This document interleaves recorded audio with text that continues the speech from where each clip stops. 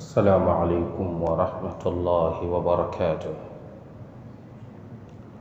إن الحمد لله نحمده ونستعينه ونستغفره ونعوذ بالله من شرور أنفسنا ومن سيئات أعمالنا. من يهده الله فلا مضل له ومن يضلل فلا هادي له. وأشهد أن لا إله إلا الله وحده لا شريك له، وأشهد أن محمدا عبده ورسوله. يا أيها الذين آمنوا اتقوا الله حق تقاته ولا تموتن إلا وأنتم مسلمون. يا أيها الناس اتقوا ربكم الذي خلقكم من نفس واحدة وخلق منها زوجها وبث منهما رجالا كثيرا ونساء، واتقوا الله الذي تساءلون به والأرحام إن الله كان عليكم رقيبا. يا أيها الذين آمنوا اتقوا الله وقولوا قولا سديدا يصلح لكم أعمالكم ويغفر لكم ذنوبكم، ومن يطع الله ورسوله فقد فاز فوزا عظيما. أما بعد، فإن أحسن الكلام كلام الله، وخير الهدي هدي محمد صلى الله عليه وآله وسلم. شر الأمور محدثاتها، فإن كل محدثة بدعة، وكل بدعة ضلالة، وكل ضلالة في النار. ثم أما بعد. بعد kumshukuru Allah jalla jalaluhu na kumtakia ziada ya rahma na amani mtume wetu Muhammad sallallahu alayhi wa alihi wasallam, kabla ya kuanza maudhui yetu ambayo ndiyo lengo la kukutana kwetu katika mwezi wa Juni, bali mwezi wa Julai, tarehe 13 ya mwaka 1930 palianzishwa kitu kinachoitwa kombe la dunia. Mwezi wa Julai tarehe 3 mwaka 1930 ilianzishwa kombe la dunia. Mpaka wakati huu ambao tunaongea, na kesho, nadhani ni kesho au kesho kutwa, ni kesho tarehe 11 ya mwezi wa Juni, mwezi wa 6 2026, kombe la dunia linafikisha miaka 90 na ile kule 70 na hapa 26, miaka 96. Kwa mtu ambaye alizaliwa wakati huo bado yupo hai, ni babu mwenye umri wa miaka 96.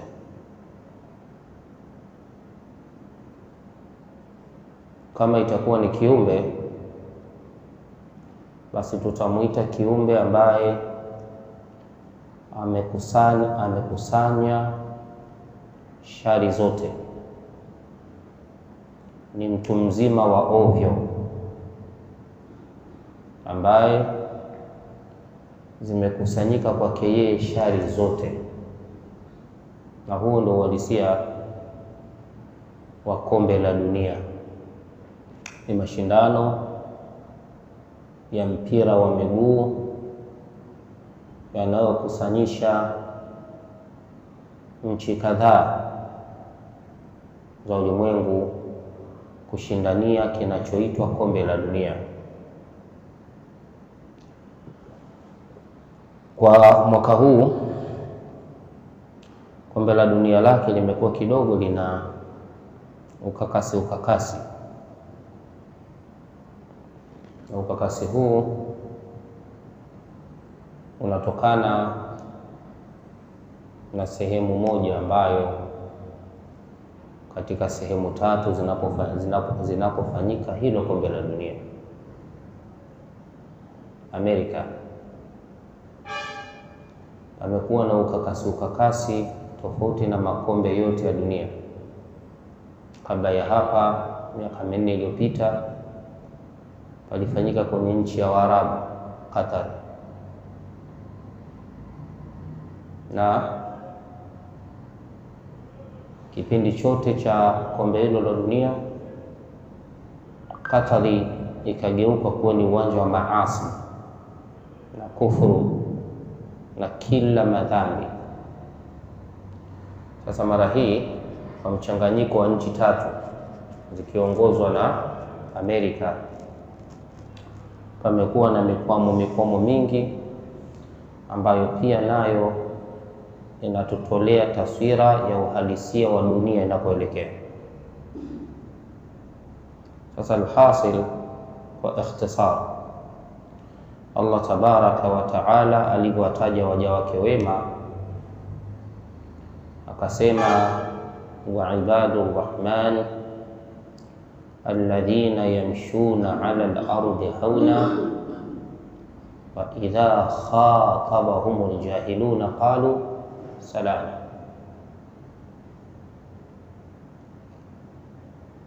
Hii ni sifa miongoni mwa sifa za waja wema, kutembea kwao katika mgongo wa ardhi kwa adabu.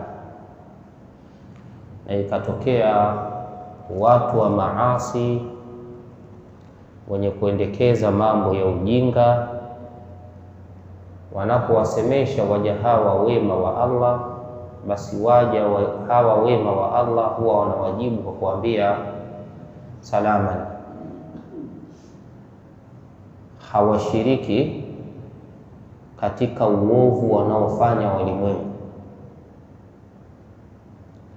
Idha khatabahumul jahilun ay fi jahalihim, wanaposemeshwa na watu wajinga juu ya ule ujinga wao, basi waja wema wa Allah huwa wanajibu amani iwe nanyi, la nabtaghil jahilin, sisi hatuwafatu watu wajinga.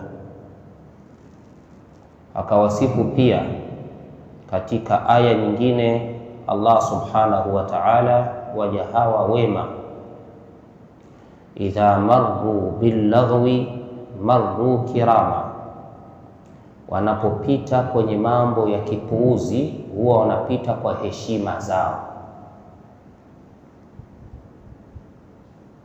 Na ausafu nyingine nyingi mfano wa hizi ambazo zimekuja kuwapambanua waja wema baina ya waja waovu. Mjadala wa kwamba je, kombe la dunia ni halali au sio halali, huu ni mjadala tasa usiokuwa na faida.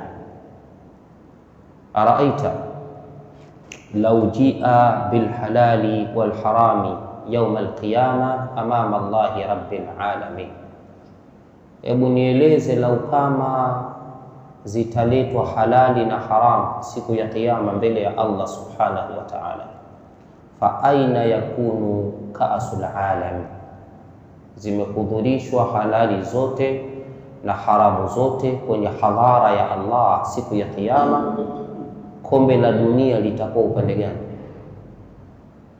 Maswali haya aliyauliza sahaba mtukufu Abdullah ibn Mas'ud radhiyallahu ta'ala anhu, alipokuja mtu mmoja kumuuliza kuhusiana na hukumu ya mziki.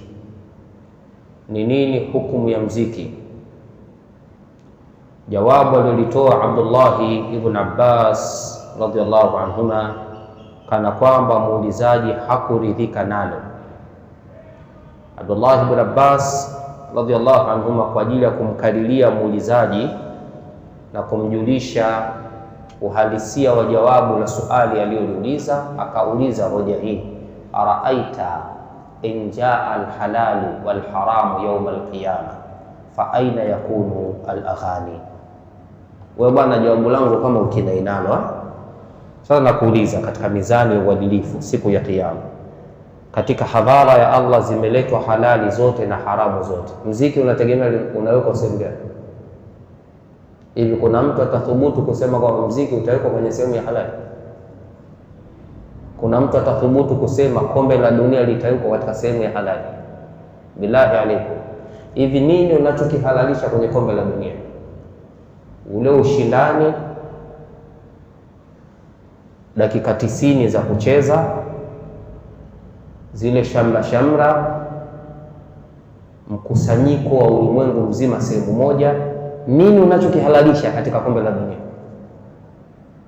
Basi kama tutataja kitu ambacho ni majma'al munkarat, mkusanyiko wa maovu mengi, inawezekana kwa lugha fupi tukasema kombe la dunia ni katika majma'al munkarat, mkusanyiko wa maovu mengi, yote yamekusanyika sehemu moja. Na kama kutakuwa kuna hoja ya uzalendo,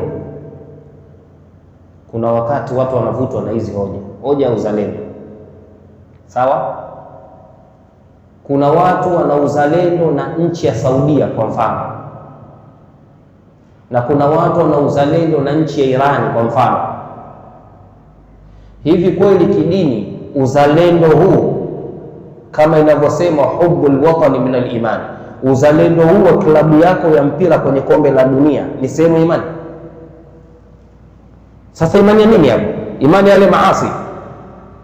Imani ya ule uovu unaofanyika? Mapenzi ya nchi yako kwenye kombe la dunia, wewe muumini unapenda nini? Unachokipenda kwenye ili kombe la dunia kwa nchi yako ni nini? Ina maana nchi yako ikitokea ndio imebeba kombe la dunia, maanake Uislamu utapiga hatua kwenda mbele, si ndivyo? Yaani leo tuchukulie kwa mfano Ahlus Sunna wal Jamaa, mapenzi yao yako na Saudi Arabia kwa sababu ni nchi ya tauhid, kibla ya Waislamu, Maka na Madina, sio? Hivi leo tujalie kombe la dunia limechukuliwa na Saudia, maanake Uislamu utakuwa tupiga hatua? Hivi mheshimiwa kwenye maasi anakuwa ni mwema au anakuwa ni mwovu zaidi? Anayechaguliwa kuwa kiongozi kwenye maasi, huyo anakuwa ni mtu bora au anakuwa ndio muasi namba moja? Sasa kuna zile hali za kusalimisha, kuislamisha, yaani kwamba mtu anataka kutia Uislamu, basi unatia Uislamu kwenye kombe la dunia. Naona kizaazaa kinachotokea kwa Irani, kundi lao wao lipo Amerika, wao kundi lao linachezea Amerika. Sasa angalia unyanyapaaji wanaofanyiwa Irani kule Amerika. Mtu mmoja anamsikia ananisimulia, mimi nilikuwa sijui hilo jambo, nimesikia leo. Ananisimulia, anasema kwamba kuna refa wa kutoka Somalia katika marefa waliochaguliwa kutoka Afrika kazuiliwa kuingia Amerika. Mtu mmoja anasimulia leo, kazuiliwa kuingia Amerika. Uzuiaji huu unabeba hisia za kiimani. Hawa wa Amerika wanamzuia huyu mtu kwa sababu anatokea Somalia, kwa maana wanachukia labda Somalia kuna imani sana, au? Na huu nao ni sehemu ya uovu. Hili tukio ni sehemu ya uovu. Kama mmekubaliana kwenye mipira yenu na taratibu za hiyo mipira, haya mambo ya Al-Shabaab sijui Somalia na Amerika kupinga ugaidi kama mnavyoita, yanaingiaje kwenye mpira? Yaani huu mpira nao pia una kampeni za ugaidi na sio ugaidi kwenye mpira.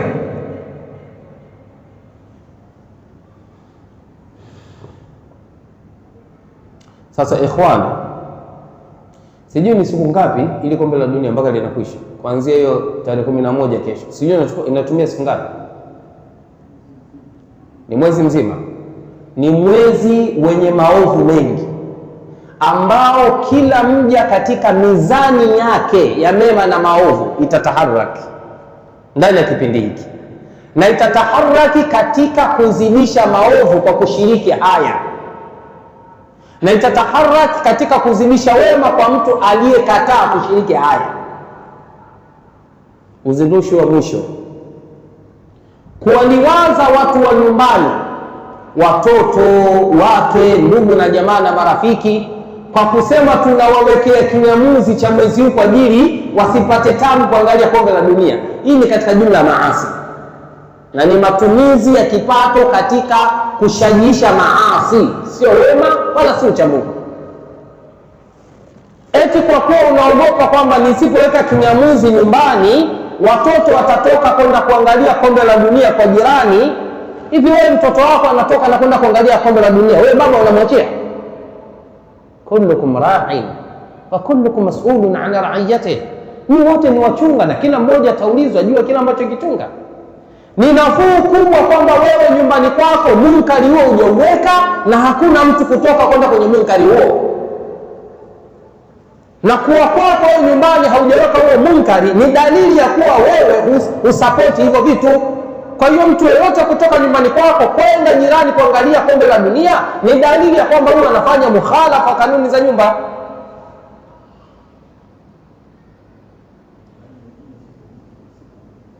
Naam.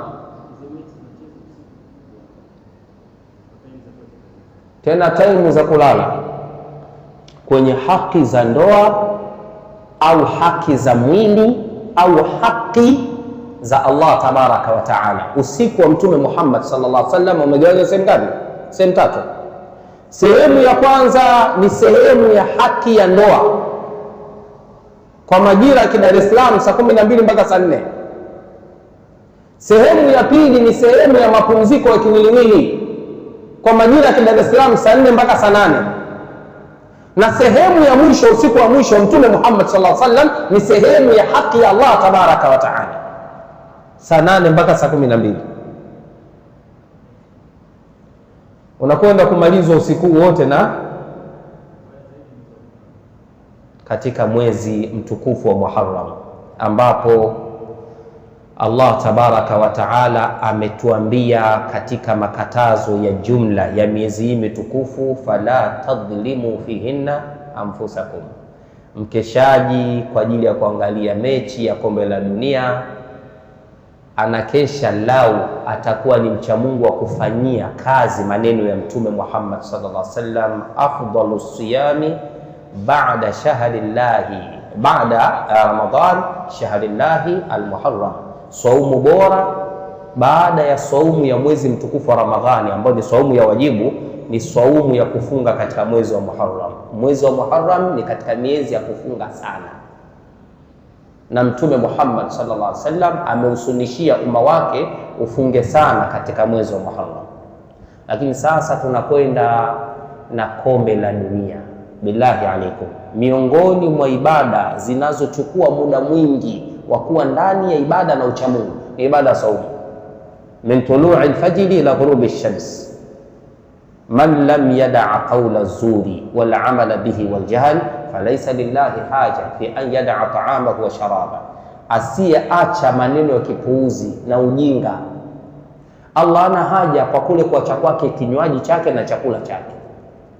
Kwa hiyo mwenye kuadhimisha miezi mitukufu kwa kufanya ibada ya saumu kwa maelekezo haya ya Mtume Muhammad sallallahu alaihi wasallam, mwenye kuadhimisha miezi mitukufu kwa kumalizia hii Dhulhijja, tupo mwishoni sasa, na kufungua Muharram, akawa anafanyia kazi makatazo haya ya Allah, fala tadhlimu fihinna anfusakum, apite katika kombe la dunia katika adabu zake za kidini. Wa idha marru billaghwi marru kirama, waja wema wa Allah wanapopita katika uovu huwa wanapita na heshima zao. Tunamwomba Allah tabaraka wa taala bimannihi wa karamihi an yaj'alana hudatan muhtadin. ghaira dhalina wala mudhillin. Huu ni utangulizi ambao nilitamani nitoe utangulizi huu kabla ya uovu haujafika, na kwa idhini ya Allah tabaraka wa taala kwenye khutba ya Ijumaa, na inshallah nitakuwa katika Masjid Coco Beach. Maudhui yangu itakuwa hii, munkarati au majma'al munkarati fi ka'si al-alam, majma'al munkarat fi al-ka'si al-alam, mkusanyiko wa maovu yanayokusanyika katika kombe la dunia.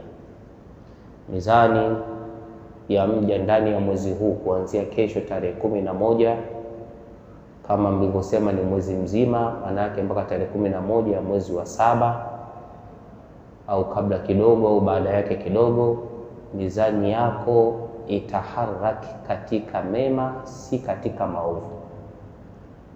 Nasallallahu as-salama.